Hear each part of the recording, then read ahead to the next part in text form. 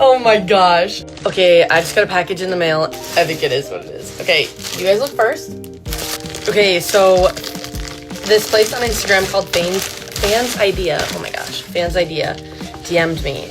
Oh my god. Oh my gosh. Okay, it says Florida on the front. Obviously, it's a little bit lighter blue than I would have thought, but look at. Wait, this is literally so cute. I'm so excited to wear it. And it's like nobody else has it.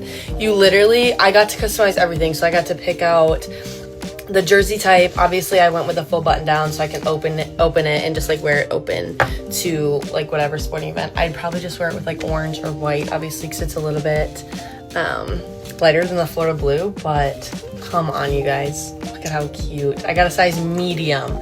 So you get to literally customize everything. I obviously picked this print for the back and then went with kind of almost the Florida script on the front, but a little bit different. So check them out. Fansidea, I will tag them below, but seriously, go make yours today.